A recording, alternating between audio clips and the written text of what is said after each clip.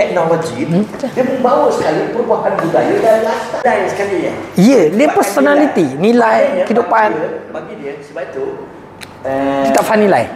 Nilai berbeza. seorang ibu melahirkan tuannya, dipahami dalam konteks yang berbeza. Ya.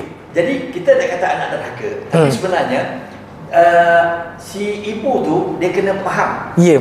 Dalam zaman mak basuh baju sendiri, saya duduk asrama, basuh pakai dobi dengan sekarang anak saya ambil duit siling buat masuk mesin washer and dryer.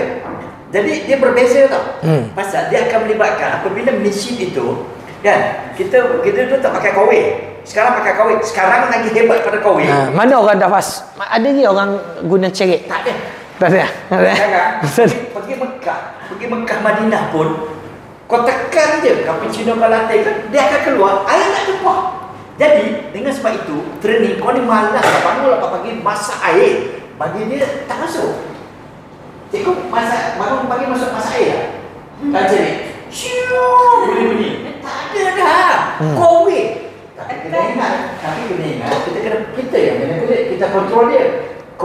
Air kowe kurang sesuai buat susu bayi sebab dia tak sampai 100 centigrade.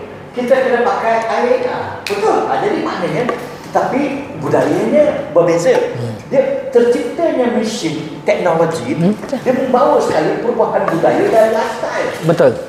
Sekarang saya tak pergi bank, banyak hutang ni. Banyak hutang kereta, rumah, semua ada dalam ni je.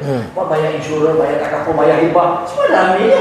Ada saya foto debit, masuk public gold, apa cara saya. Jadi maknanya kita punya yang ni kita boleh faham sebab dia bukan hanya kau ni kurang ajar tau.